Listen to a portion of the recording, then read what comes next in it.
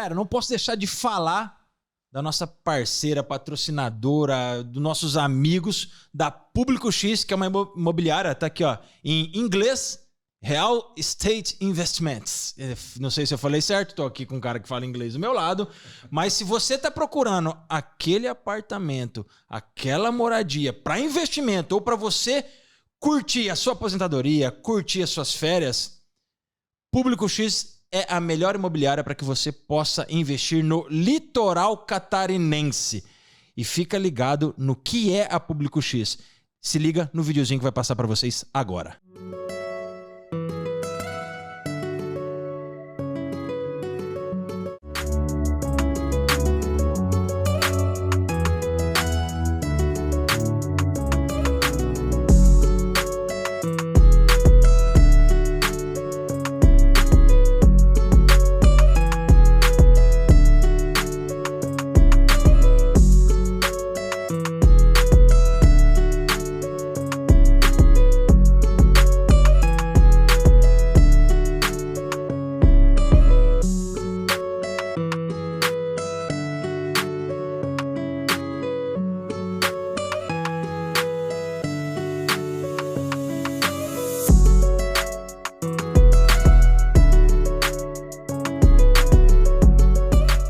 Fala galera, bom dia, boa tarde, boa noite, eu não sei a hora que você está assistindo mais um episódio do Café com o Edu Granado e esse é especial, o cara veio de Maceió exclusivamente para estar aqui no Café com o Edu Granado batendo esse papo, falando de quem é ele, falando da sua experiência, falando de tudo que ele viveu também no mercado imobiliário. Eu tô aqui com o Eduardo Acioli, que 15 anos como atleta de judô da seleção brasileira, campeão de um dos abertos mais disputados do mundo, mas eu poderia falar muita coisa do cara, muita coisa. E vou falar o que ligou nós dois, fora mercado imobiliário, fora podcast, que é o amor à nossa Santíssima Virgem Maria. Mas antes de eu falar qualquer coisa, quem é o Eduardo Acioli? Ô, Edu, que honra estar aqui. Olha, isso é uma pergunta sempre muito difícil, né, de responder, porque eu acho que nós ainda estamos nesse momento de poder se encontrar. Mas eu acho que quando a gente se classifica como filho de Deus, isso faz a gente se conectar e meio que desarruma ali o nosso plano de querer fazer algo, às vezes, olhando só para a gente. Então, eu acho que o Eduardo Acioli, ele é um transformador, mas ele tem um guia, né, espiritual, que é o Espírito Santo, para poder ajudar a transformar os ambientes. Esse é o meu propósito. O japonês criou uma coisa chamada Ikigai, né? Que quer dizer que é a razão que você tem de viver. E eu acho que esse é o meu propósito, né? De acordar todo dia, saber que eu estava ontem em Maceió, estou aqui em Londrina, daqui eu vou para Balneário, depois vou para Lisboa, depois Barcelona. Então, esse mix de oportunidades de poder fazer uma entrega para uma pessoa, ela é o que me define. Ou seja, eu me classifico como um transformador, mas não é um transformador como um ser supernatural, um ser acima da média. Sim, sim. Eu diria para você assim, como um peregrino, né, que vai deixando ali a sua mensagem por onde passa e também vai recebendo inúmeras mensagens, porque isso faz a gente também seguir em frente. Eu vi o corte do Rony aqui, né, que é um amigo querido, vai ter tempo para falar dele, que a gente colocou lá no Instagram e é um depoimento muito espontâneo, nada Sim. combinado, uma coisa tão natural. Então eu acho que esse sentimento ele transborda porque ele é verdadeiro. Ele é algo que ele é acima de qualquer relacionamento humano, ele é acima de qualquer processo comercial. Quando você responde assim, filho de Deus, e a gente estava conversando isso antes mesmo de começar o podcast aqui com o pessoal, que é a pergunta que eu faço para todo mundo no início do podcast: quem é você? E são poucas as pessoas que respondem filho de Deus, porque normalmente as pessoas mostram o seu currículo. E você tem um currículo extremamente extenso que poderia falar aqui e eu não falar mais nada, só falando do seu currículo. Legal. E da sua experiência. E quando você se coloca como transformador, eu venho te dizer que isso é verdade pelo pouco tempo que eu te conheço. Porque sabendo hoje quem você é, pelo que o Rony me contou, sobre a experiência que vocês têm juntos, sobre a viagem que o Rony fez, o depoimento que ele fez no podcast foi exatamente sobre essa viagem, eu posso ter a certeza de que você é um transformador. Porque o esforço que demandou você sair de Maceió, Curitiba, para chegar em Londrina com todo esse trânsito maluco, essa loucura que foi essa viagem, eu tenho certeza que você já transformou a minha vida.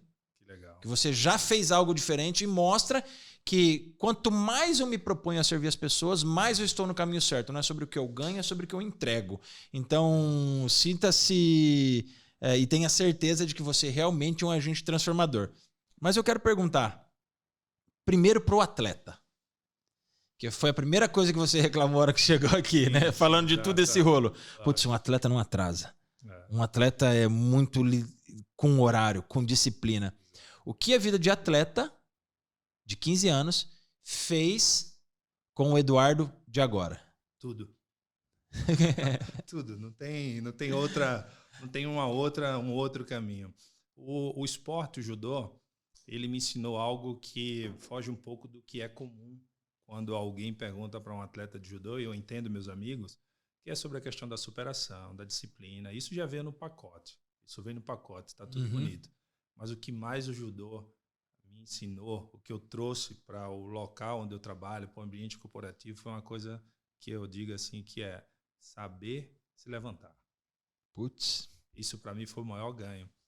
E uma coisa que aconteceu comigo, eu até recentemente estava falando com o meu mentor, eu disse assim, olha, eu estava num momento de muita adversidade na minha vida, e aí eu vi um autor que eu já acompanho há muitos anos, chamado Tim Grover. Esse cara simplesmente foi o coach do Kobe Bryant. Só.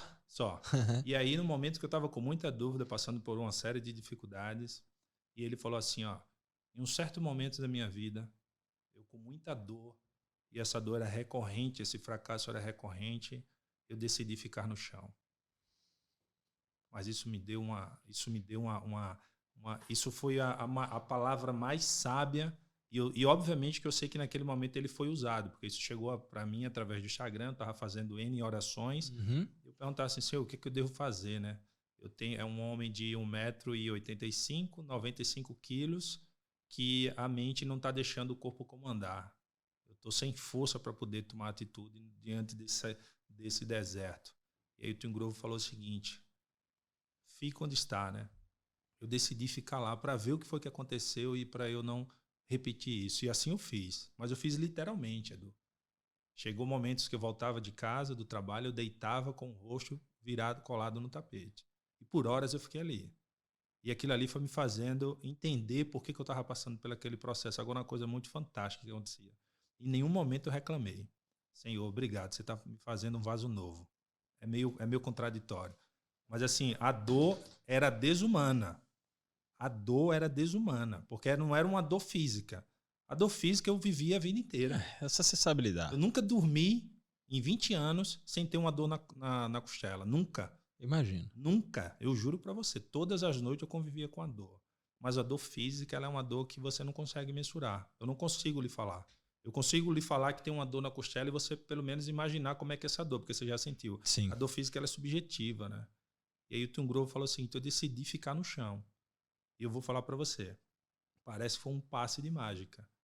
Essa atitude que eu fiz dele me fez resolver esse problema de vez na minha vida. Eu me libertei dessa situação.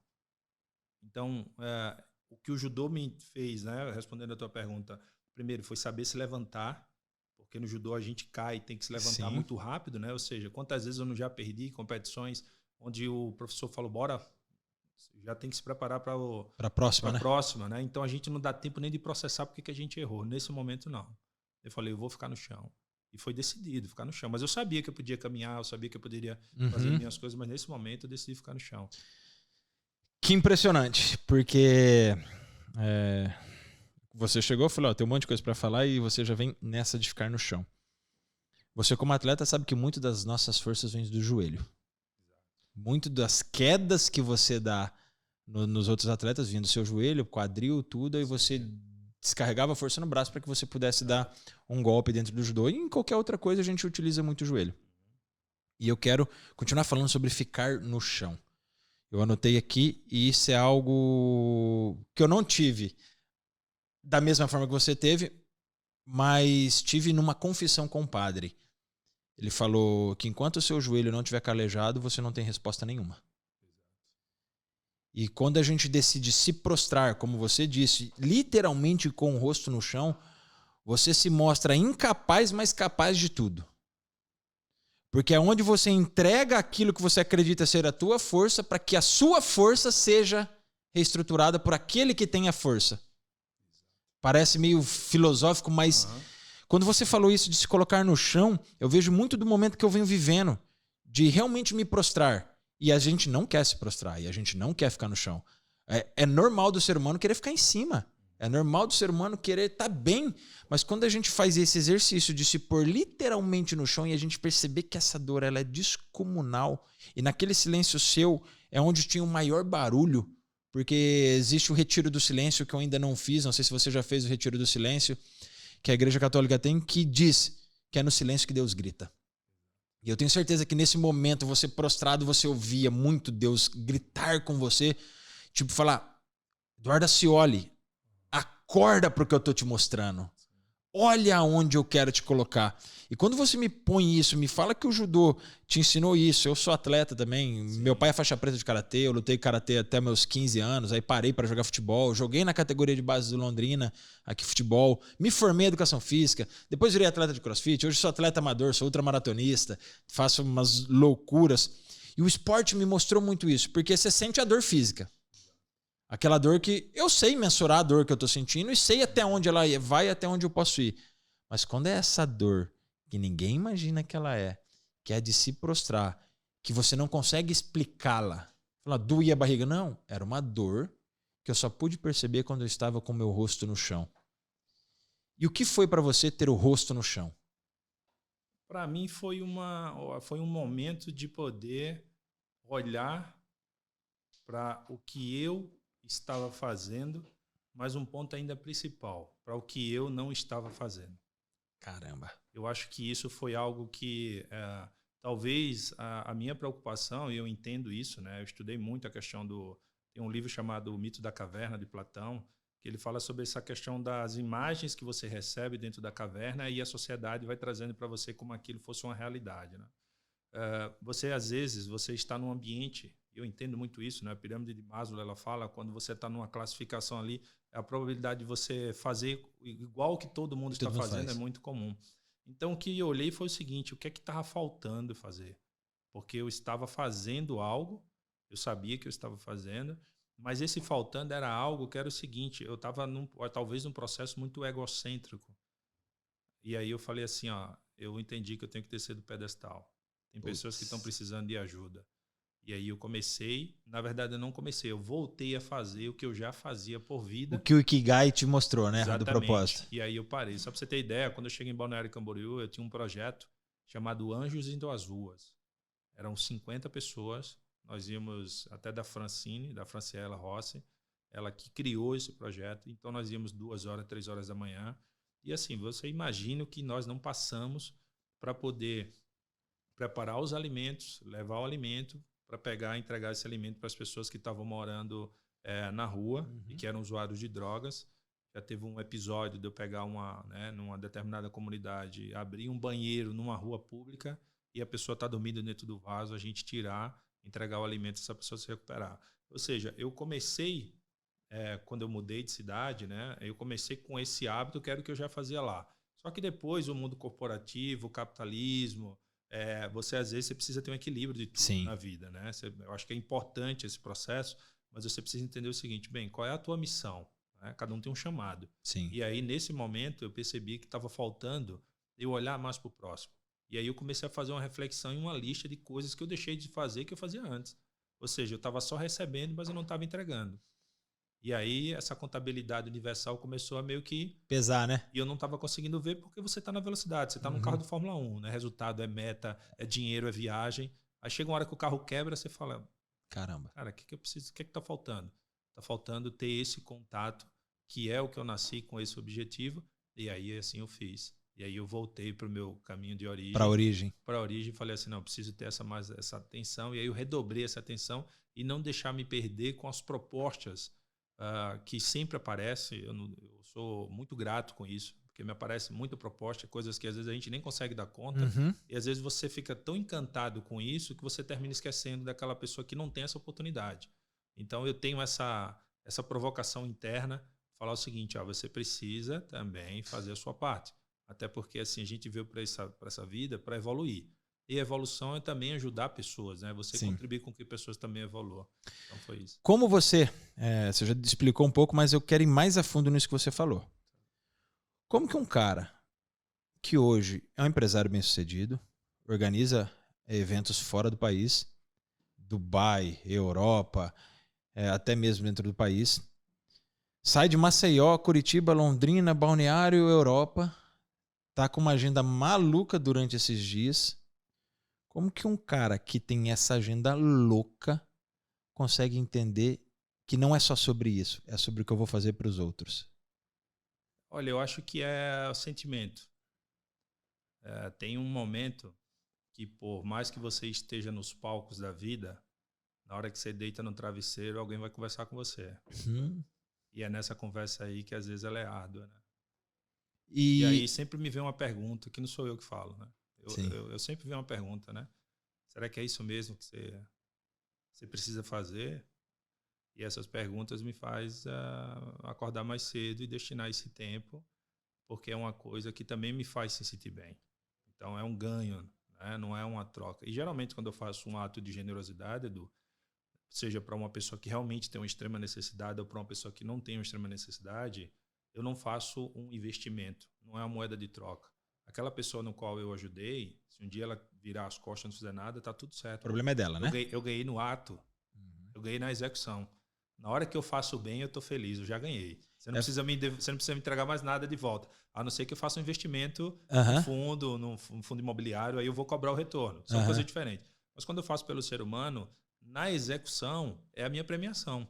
Não é esperando que você lá na frente me dê algo em torno de volta, porque isso aí seria um negócio. Não é negócio que eu estou fazendo, eu estou fazendo uma entrega para você. Agora, o gerenciamento dessa oportunidade, o gerenciamento dessa indicação, o gerenciamento daquele presente que você ganhou vai ser por sua conta. Você tem o livre-arbítrio, todo mundo tem. Sim. Né? A decisão de você voltar para agradecer, existem histórias na história bíblica de quantas pessoas voltaram, né, para poder agradecer. Isso é meio que dizendo, é meio que falando assim, ó, não se preocupa com quem você vai entregar, porque a maioria não volta.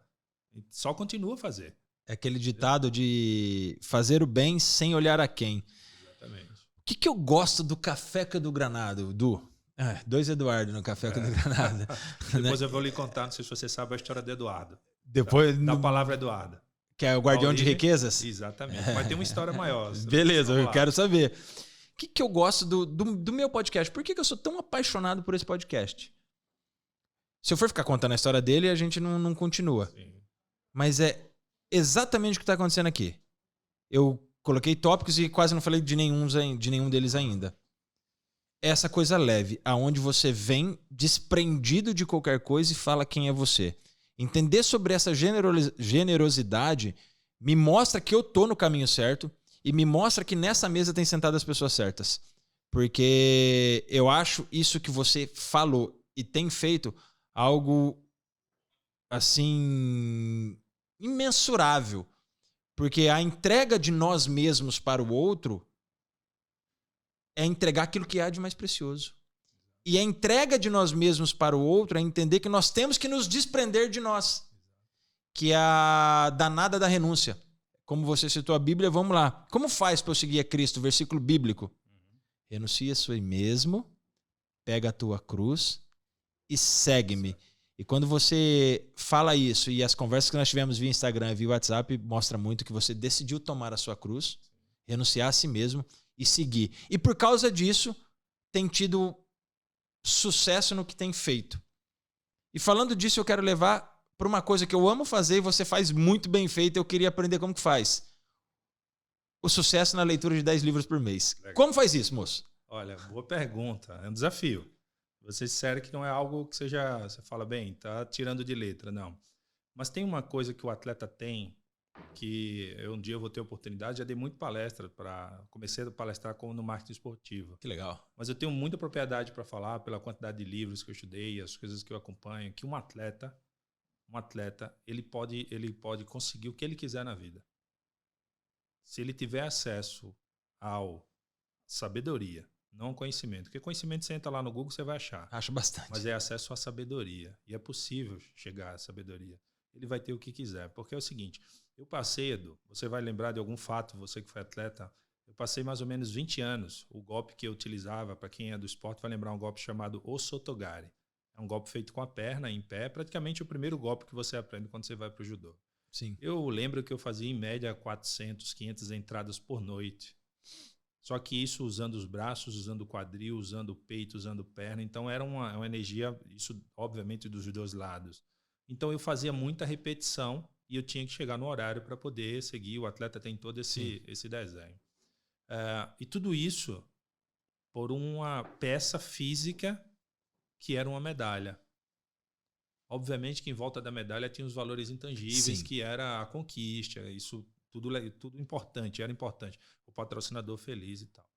Então eu pensei o seguinte, bem, se eu conseguir fazer isso, me sacrificar, renunciar a uma vida para conseguir subir no pódio, para ter uma medalha que não me gerava dinheiro, o que me gerava dinheiro eram os patrocínios, se eu modelar esse comportamento, tem uma coisa na PNL que a gente chama de modelagem, eu vou modelar para aquilo que eu quero fazer.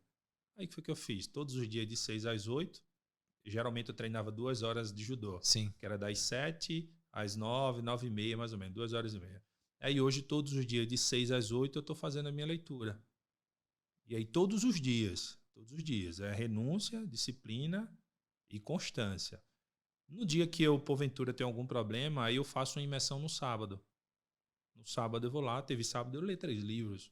De 8 da manhã. Caramba! De 8 da manhã. Me explica isso, mas... De 8 da manhã até 10 horas da noite. Eu digo para você, digo para quem está me assistindo, que é muito mais proveitoso do que você estar num bar tomando drink. Ah, não, isso eu tenho certeza absoluta. E aí é só questão de você saber otimizar o tempo que você tem. Porque todo mundo tem tempo, cara. Todo mundo tem tempo. A diferença é o seguinte, o que é que eu estou... Aonde estou colocando a minha energia? Para onde é que eu quero ir? Mas a maioria das vezes as pessoas não sabem onde querem chegar. E vamos lá.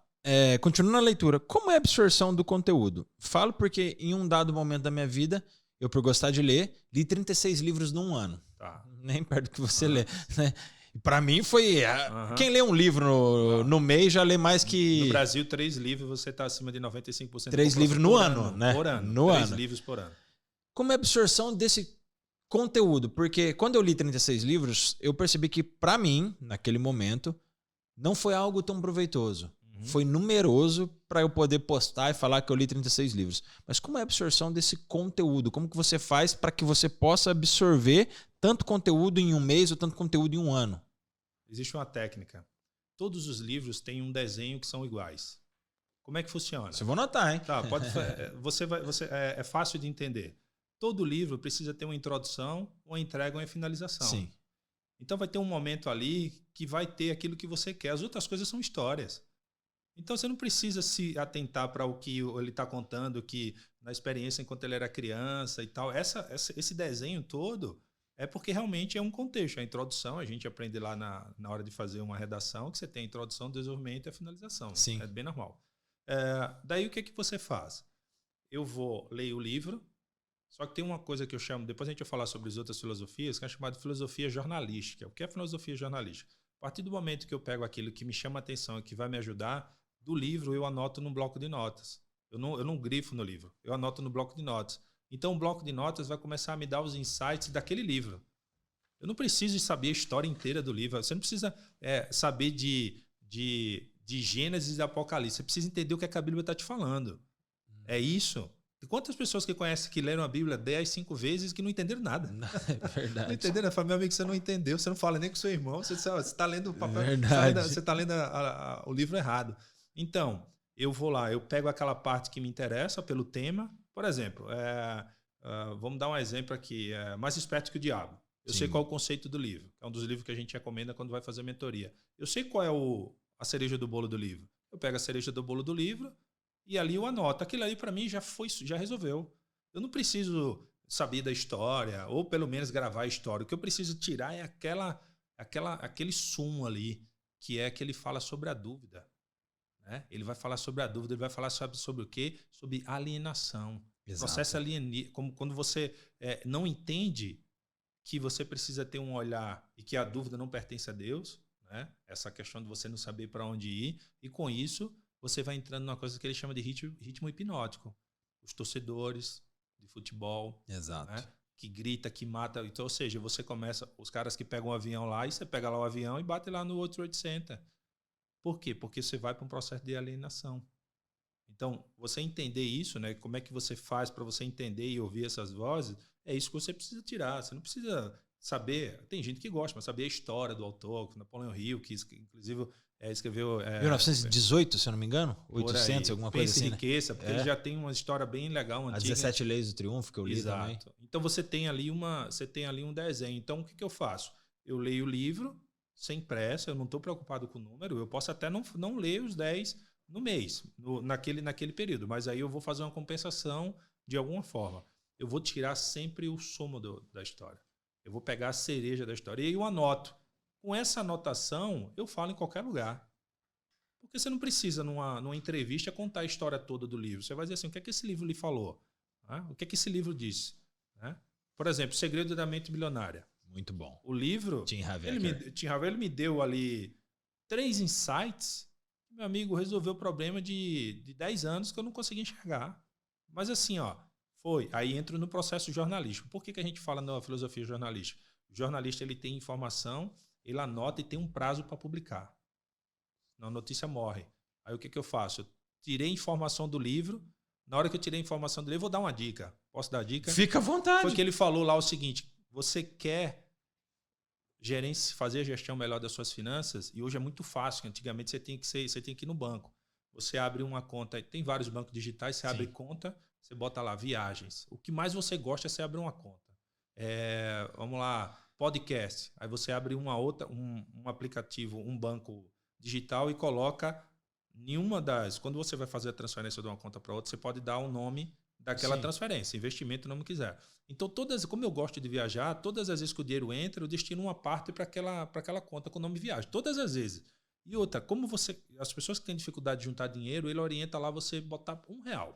Sim. Não se preocupe em querer fazer mais, você botar R$1. E eu fiz do jeito que ele mandou. Botei R$1 e dividi para as outras contas. Viagem, fala filho, do potinho lá, lazer. Né? Aí fui dividindo. Depois eu comecei a botar R$5. Eu digo, opa, já melhorou. Aí foi para 50. Aí eu comecei a já botar R$500 para viagem. Ou seja, eu tenho uma conta hoje que se eu quiser apertar no botão, eu vou para Singapura. Mas por quê? Porque foi só... Leva 2?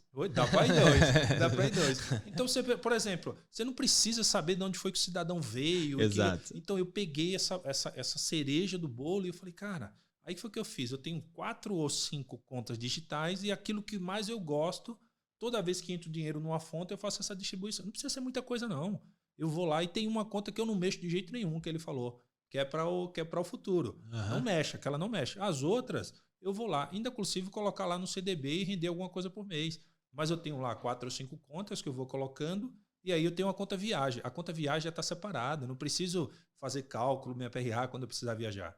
Então já está lá dentro da conta. Então, por exemplo, eu estou falando disso porque o que é que a gente consegue tirar de cada coisa que faz a gente ir para frente? E aí eu pergunto sempre à turma assim, caramba, né? O que você está fazendo hoje vai lhe levar para onde você quer ir? Se não, muda a direção, meu amigo. Essa pergunta é tão difícil quanto quem é você, né? Essa é porque a gente vê bastante gente reclamando, eu queria viajar, eu queria isso, mas o que você está fazendo? Exato. Porque trabalhar dá trabalho, né? Trabalhar exige muito esforço. Como você falou do Segredo da Mente Milionária, eu quero tocar no assunto porque o que mais me marcou do Segredo da Mente Milionária é o pensamento, gera sentimento, que gera ação, que gera resultado. E isso mostra, antes tem o outro pezinho que ele fala na página seguinte do livro, que é a programação. Sim. Porque quando eu li esse livro, eu lendo para melhorar a vida financeira, eu falei, ixi, caramba, preciso melhorar o resto da minha vida. Tá ruim minha vida. Não é só a vida financeira, não. Aí eu olhei e falei, putz, cara, o que eu tô fazendo que tá me levando pro caminho que eu estou? Eu quero ir para esse caminho? Aí eu entendi que não. Aí quando você vira a página, vem programação, ele é muito rápido nessa parte do livro, porque ele fala sobre o pensamento, sentimento, ação e resultado, e logo ele fala para você mudar a programação. Quando eu comecei a mudar a programação que eu tinha, eu comecei a ter acesso aos lugares que eu queria. Aí vale falar do lindão que chegou aqui agora, o Rony, né? O Rony chegou aí, chegou quietinho. Chegou uma fera. E vale falar que quando eu comecei a mudar minha programação, eu comecei a ter os acessos que eu desejava e não conseguia. E isso do livro me marcou muito. Eu falo, cara, eu carrego isso comigo em tudo, em todos os lugares que eu vou, eu falo sobre isso? Porque a programação, muitas vezes, é o ambiente que você está vivendo. Quando você muda o ambiente, a sua chave vira, os seus resultados mudam, a sua história começa a ser transformada. Então, quando você está falando dos livros, eu estou anotando, informação, anota e age. Né? Exato, exatamente. Que é pensamento, sentimento, ação. Exato. Pensamento, sentimento, ação. Exato. E isso vai te gerar um resultado. Eu acho que se torna uma forma muito fácil de ler, para aqueles que querem começar a ler, para aqueles que têm dificuldade em ler. Porque qual a informação que o livro te traz? Às vezes o cara lê de fio a pavio, tá? Dessa informação que você atraiu, anota e daquilo você, como você disse, você tira o sumo, o melhor daquilo que você entendeu, para que você possa ter uma ação e daquilo tirar um resultado. Exato. Quando eu comecei a decidir falar sobre a importância da preparação, que foi um assunto que a gente começou a conversar no WhatsApp, foi muito da vida como atleta amador. Como, cara, eu sou ultramaratonista, corri 122 quilômetros, o máximo que eu corri em volta do lago aqui em Londrina. Fui para uma Basílica de São Miguel Arcanjo correndo daqui de Londrina até lá, que é em Bandeirantes, 100 quilômetros. Fiz tantas outras coisas correndo, fui até a Basílica de Aparecida, saindo de Venceslau Braz, em Minas Gerais, subi na Serra da Mantiqueira e chegando na Basílica de Aparecida, que deu origem à tatuagem. Que legal. E eu falei, cara, se eu me preparo para isso, foi quase que o mesmo insight que você teve. Sim. Rapaz, se eu conseguir ser disciplinado ao ponto de correr 100 km, 70 km, de treinar para isso, eu consigo transformar minha vida. E aí foi por isso que eu trouxe a importância da preparação e por isso que eu decidi construir a minha mentoria nesse sentido. Que você precisa estar se preparando o tempo todo e que a vida é ser um atleta. Mesmo as dores sendo subjetivas, eu não consigo sentir fisicamente igual a dor da costela que eu sinto, mas eu consigo entender que se a dor que eu estou sentindo é parecida com aquela corrida de 70 quilômetros, é parecida com os ipons que você tomou muitas vezes no momento que você estava ganhando a luta, deu uma desconcentrada, pum, tomou um ipom, perdeu a luta. Perdeu talvez o título que você mais desejava. Mas com isso, muitas vezes veio o título que você mais tem, que é o de entender como é a sua vida. E como esse ensinamento que a vida te deu, que o livro te deu, fez com que você agisse em todas as outras áreas. Vi que você foi secretário do turismo, vi que você dá palestra internacional, vi que você fala inglês e espanhol, vi que você trabalha no mercado imobiliário, vi que você foi com o Rony para Dubai. Como que... não, foram juntos. Como que... Eu gosto muito dessa parte do atleta porque eu quero que as pessoas entendam como que ser o atleta, por mais que, lógico, você foi profissional, alto nível, como que a pessoa que está aqui, que corre de fim de semana, ou corre 5 km por dia, não está disposto a fazer o que você fazia, mas como ele, como atividade física, pode conseguir linkar a sua vida esportiva com a vida profissional?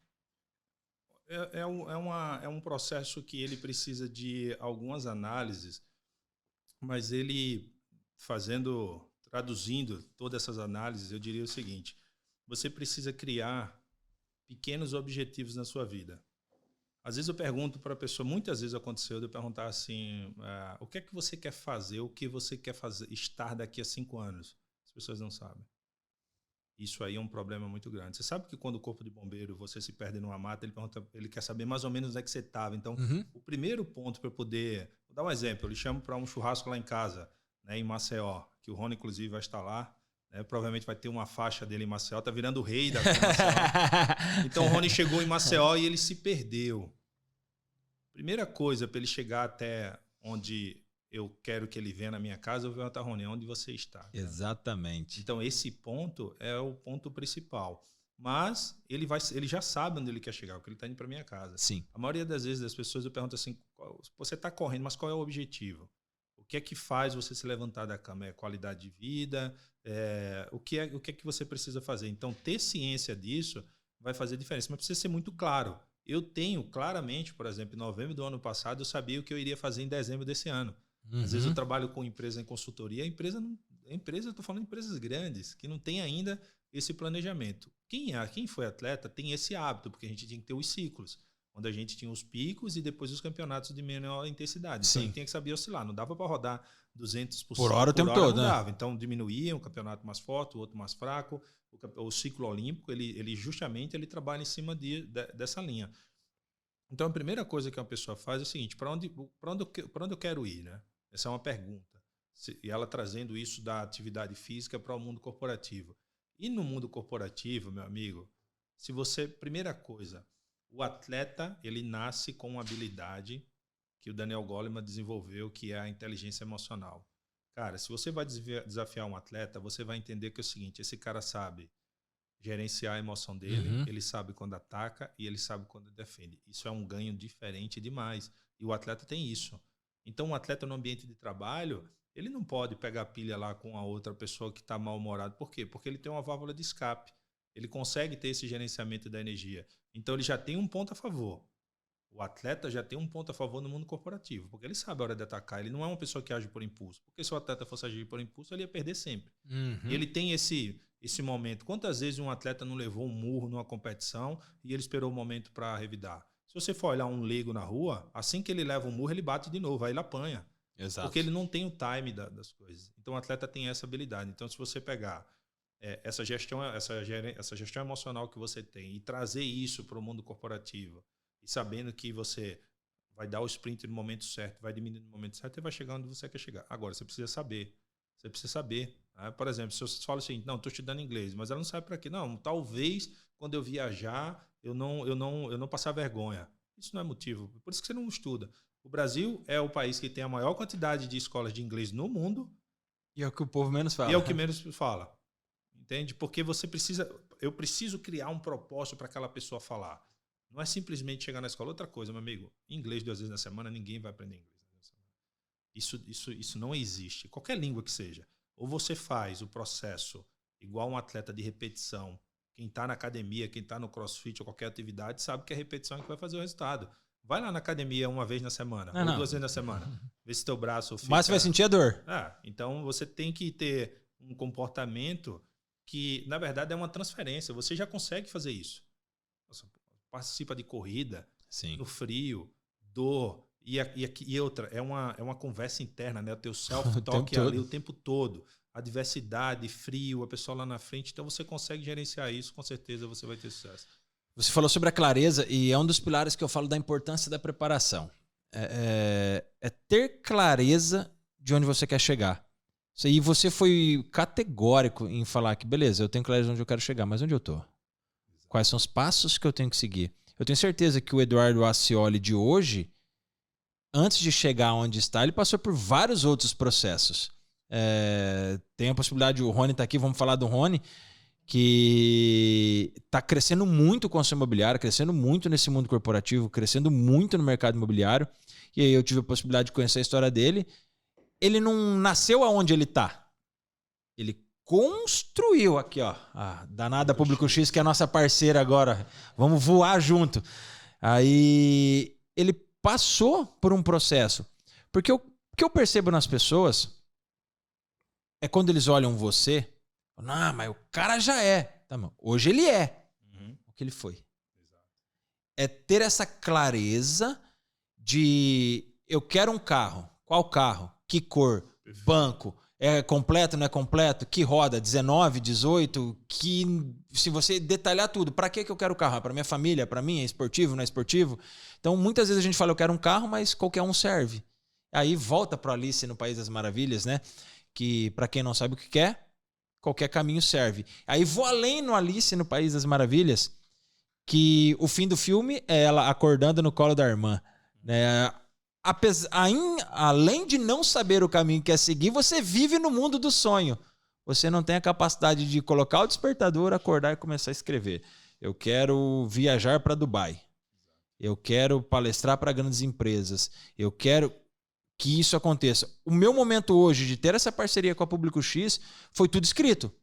Não que estava lá Público X quando eu escrevi, né? Mas quando eu conheci o Rony, porque eu quis apresentar o meu irmão para ele, que é corretor imobiliário.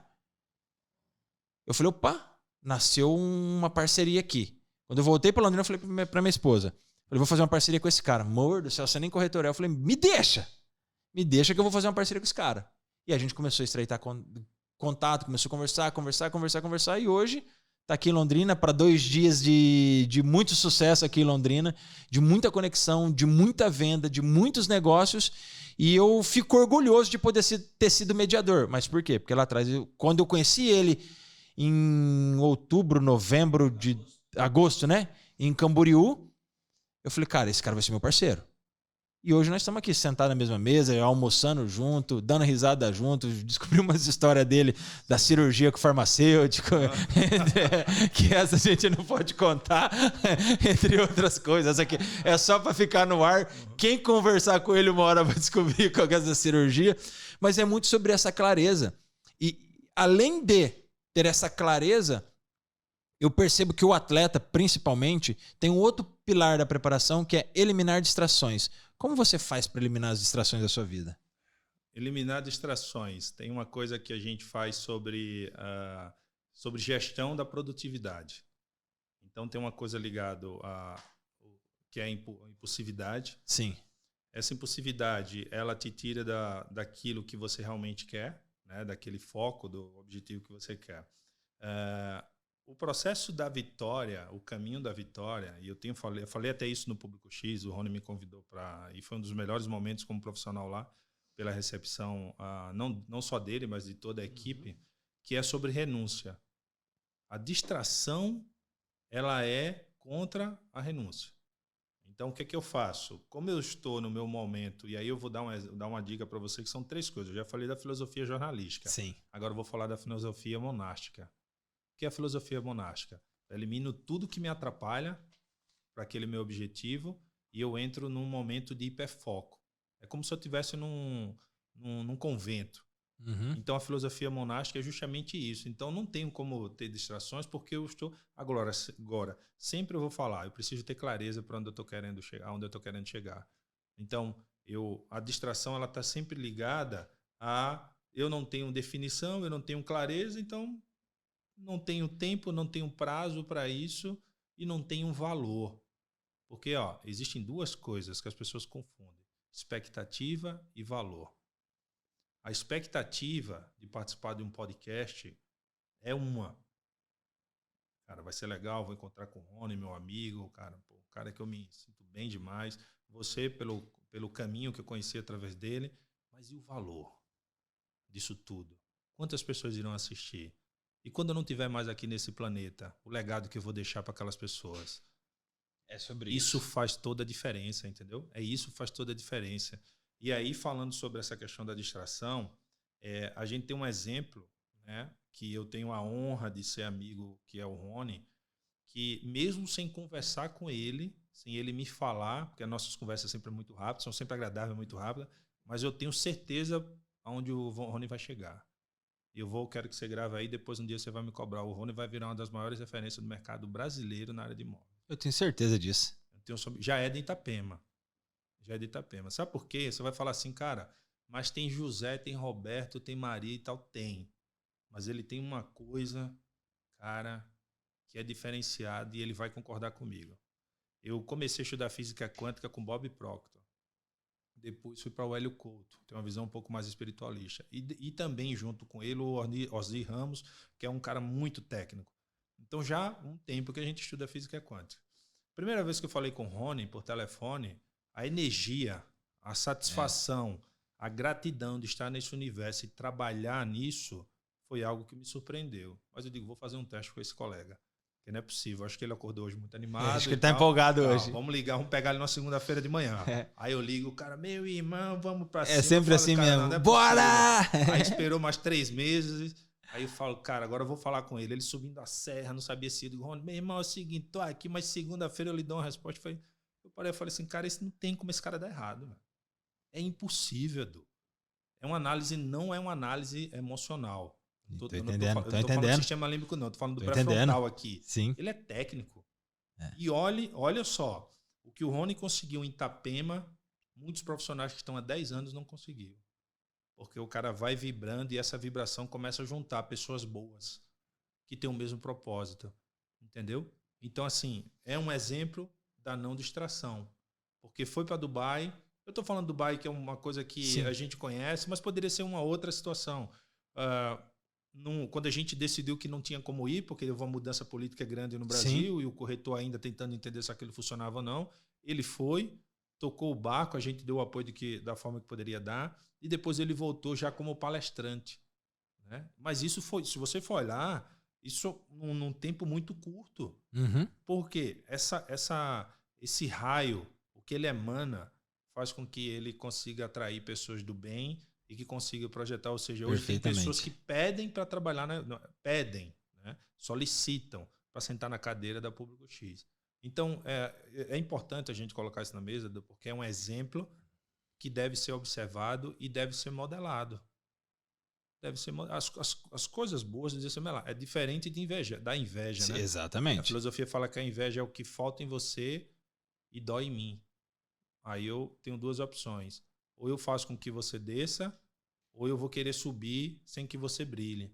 Então, todas as vezes que alguém me faz uma crítica, eu entendo que algo em mim está incomodando naquela pessoa. É só isso. E quantas vezes, Rony, na minha vida, eu saí de um posto de gerente de marketing e o cara que era médico foi ser gerente de marketing. Eu falei, tá vendo? O cara era médico, cara. O que ele veio fazer aqui? Gerente de marketing. Uhum. Então, assim, a gente só provoca, só incomoda aquilo que está dentro de você e está gritando. Mas existe uma forma de chegar assim, Edu, cara, eu sou fã do teu trabalho. Eu me inspiro no que você faz, cara. Me ajuda a seguir o caminho que você está seguindo. Eu vou te dar o crédito lá na frente. Assim como eu estou dando crédito para o Rony aqui. Sim, sim. Mas a pessoa fala o seguinte, eu vou me juntar a você e vou fazer tudo para você cair. Porque na cabeça dessa pessoa, no palco, só pode ter uma pessoa.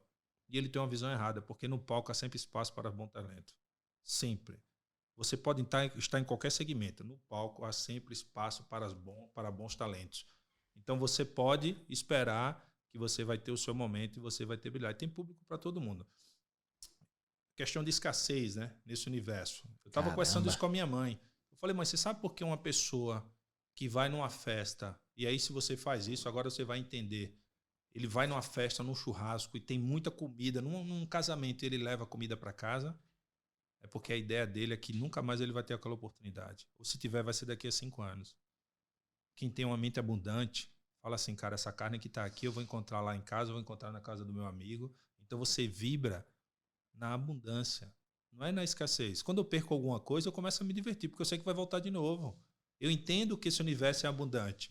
Ô, Edu, já chegou na tua casa, vou te perguntar aí, já chegou na tua casa uma conta Jesus Luz? Não. Não? E Jesus Sol? Não? Não. Jesus Vento? Não. Jesus Água? Não. É para todo mundo. A gente que criou a escassez, né? Uhum. Você tem tantos milímetros, você paga tanto. Uhum. Olha só que coisa. Mas tem abundância para todo mundo. Tem. Nunca chegou, né? Ó, seguinte, você vai plantar aqui no seu terreno, a manga que descer 10%, 30%, você tem que mandar para a igreja, porque foi Jesus. Não existe. Não existe. E outra coisa, tem limite para você plantar? Não. Jesus falou assim, você só pode plantar um pé de manga. Já? Não. Quanto você quiser plantar? 1000. Entendeu a diferença? Então, isso foi dado, né? Há muito tempo. Caramba. Isso foi dado há muito tempo. Aí eu fico na escassez. Vai acabar, não vai dar e tal. Pode criar, cara. Pode criar 10 podcasts. Vou fazer melhor, vou acordar mais cedo que você, cara. Ah, mas você tem insônia, então eu não durmo. E aí vai. Porque vai ser entregue. Vai ser entregue. Eu nunca tive medo de concorrência, cara. Nunca. Zero. Fico rindo eu. Porque eu sei de uma coisa, Edu. Esse cara vai cansar uma hora. Puta que eu pariu. Esse cara vai cansar uma hora, cara. Esse cara vai cansar. E quando ele cansar, eu vou chegar lá. Eu sei que as pessoas cansam, cara. As pessoas cansam. Vai cansar, perde fôlego, perde energia. Cansa, as pessoas Porque cansam. sabe por que cansa? Porque o objetivo dele não é vencer, é tirar o vencedor. E aí o cara cansa, velho. Caralho. Quando o cara é campeão, você já viu o campeão reclamando de alguma coisa na Nunca. vida? Então pronto. Sabe por quê? O cara tá celebrando. Nunca, ele não reclama. Tá celebrando, cara. Campeão não reclama. Entendeu? Pra mim, árbitro na competição de judô era uma pessoa só pra marcar ponto. E acabou. O árbitro, não sei. Cara, eu fui incompetente. Eu errei. Eu perdi. Uma vez eu lutando em Nova York, lutando com um atleta da Tunísia, eu tava indo muito, muito bem e o árbitro cometeu um erro. Um erro. Todo mundo entendeu. E aí, na hora da entrevista, o cara veio me perguntar, eu falei assim, cara, o cara foi melhor que eu. Porque se eu tivesse feito o meu melhor, esse erro não atrapalharia do árbitro, já tinha ganho a luta. Mas o árbitro também faz parte da competição. Então, assim, a gente vai tirando esses insights, esses ensinamentos. E eu sempre aconselho muito as pessoas procurar uma pessoa para fazer uma mentoria, porque hoje tem bons profissionais que te orientam ali, vai te dando uma luz, né? Tem uma coisa na administração chamada análise 360 graus. Tu me analisa, eu te analiso. E aí eu consigo ter um olhar que você não tem. Sim. Obviamente que é um olhar amigável, né? Até pode ter uma crítica, mas ela com um processo construtivo. Então, essas pessoas, até botei no meu Instagram lá, que era o seguinte, cara, quando você está ali com uma pessoa que mora no topo, você chega mais rápido do seu destino, de forma íntegra, sem precisar apagar a luz de uma pessoa. Sim. Não adianta, cara. Ô, Edu, em 24 horas você está em qualquer lugar do mundo de avião. Deu para ver. Tá vendo? Deu para ver de Maceió. 24 horas você está em qualquer lugar do mundo, então para que a gente vai pensar em querer puxar o tapete do outro, fazer manobra, porque isso tem um prazo, né? Uma vez eu lembro que um tio meu falou assim, Eduardo, quando você vê um cara de bicicleta pedalando bêbado e ele foi lá e te bateu a mão, não precisa fazer nada, cara. Esse cara vai cair em algum momento. Então pra que você vai querer o título de quem derrubou o cara? Ele vai cair, o cara tá bêbado andando de bicicleta. Então, esses são alguns insights que a gente vai aprendendo, né? E lendo muitos livros, né? Isso já é uma consequência, né? Que ajuda muito, né? De ter uma visão do que a gente funciona. E essa constância de celebrar, que aí eu vou contar uma outra filosofia, que é a filosofia bimodal. Eu faço um grande trabalho, uma grande entrega, depois eu tenho uma grande recompensa para o meu cérebro. É uma grande entrega, renúncia, trabalho, foco, depois a gente tem... É o que a gente faz em Dubai. Né? Tem uma cena maravilhosa do Rony no momento de lazer, mas, cara, parecia um garoto de 15 anos. E essa transformação é que faz a pessoa dizer assim, isso está valendo a pena demais. Porque a gente trabalhava o dia inteiro e à noite a gente ia para os momentos lá de descanso. Né? Então, assim, é um momento para poder a gente dar publicidade, exortar esse sentimento e as pessoas que estão fazendo a diferença nesse mundo, e que essas pessoas se unam. Se unam. E, ó, gente, no palco, grava isso. Há sempre espaço para bons talentos. Caramba, Edu. E nós tivemos em grandes palcos, eu, Rony, todo mundo brilhou, continuamos brilhando, ele do jeito dele, do meu, um complementa o outro, e outros amigos que nós temos também, que viajaram lá para Dubai com a gente, pessoas importantes, que está todo mundo brilhando e ninguém apaga a luz do outro. Caramba, Edu. Edu, nós temos um assunto para a gente falar em 5 minutos. Beleza. Em 5 minutos aqui, que é um assunto que... Teve um cara, um tal de Eduardo Ascioli, que fez uma caixinha de pergunta. Manda a música que eu vou tocar. Legal. Aí eu vendo rock, pop, falei, eu vou desafiar esse cara. Até então eu não sabia da sua fé. Sim. Falei, eu vou desafiar esse cara. Coloquei Acaso Não Sabeis. Lembro. Aí você falou, boa, Edu, no meu direct. Pra quem não sabe qual é a música Acaso Não Sabeis, é do Flávio Júnior, que era da comunidade Colo de Deus, que é Acaso Não Sabeis que eu sou da Imaculada. Acaso não sabeis, tem uma advogada. Eita, Pedro. Quando eu falo... Se emociona, mas faz parte desse sentimento. O que é verdade causa isso. Né? Eu escrevi um texto domingo, Dia das Mães, agradecendo as 3 mães que eu mais amo no mundo. A Nossa Santíssima Virgem, a minha mãe e a minha esposa. Que legal. E quando você falou, boa, Edu, que bom saber que tem alguém que professa a mesma fé. Não lembro direito que você escreveu, mas foi baseado nisso. Meu coração vibrou de uma tal forma. Mostrei pra minha esposa, falei, amor, olha aqui, amor. Eu fui desafiar e tomei no nariz. Né? Ele veio com a resposta que eu menos esperava. O que é a nossa mãe para você? Eu vou lhe responder só para você entender como está tão presente aqui. Talvez você se surpreenda mais ainda, né? Eu só estou enxergando você por causa da Nossa Senhora Virgem dos Pobres. Eu tinha 8, 9 anos, uma prima jogou um pente no meu olho.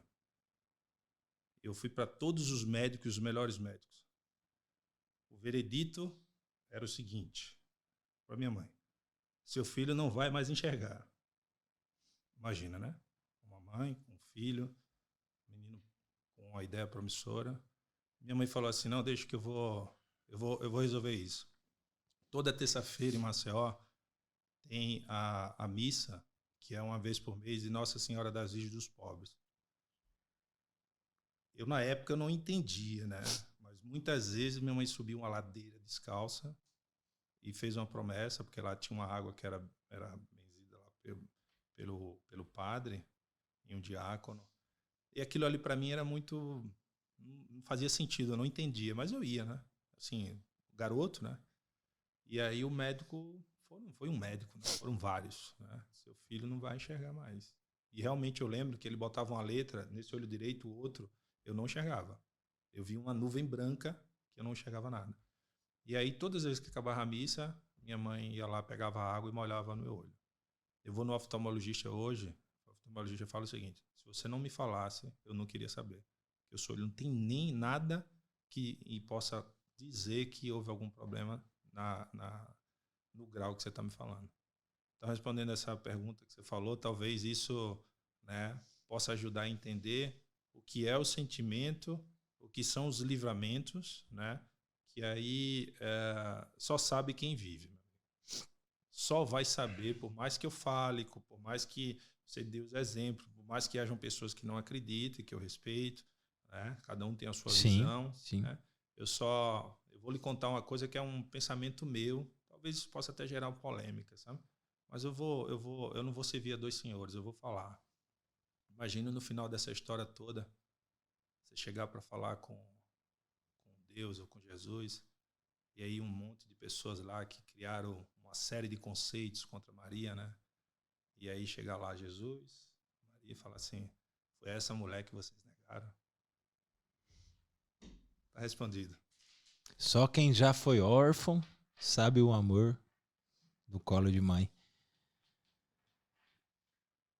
Ferrou comigo.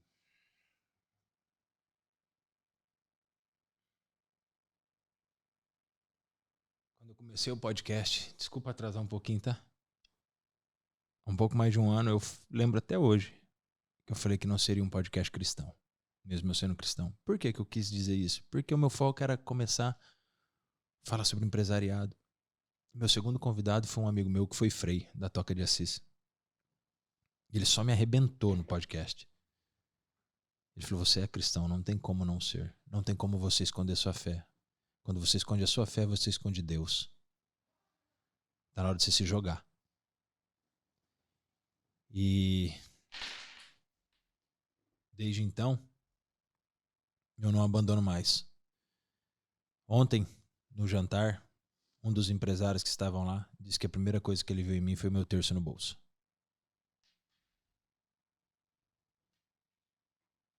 E obrigado, cara, por ter vindo de Maceió pra cá. Obrigado por me fazer chorar.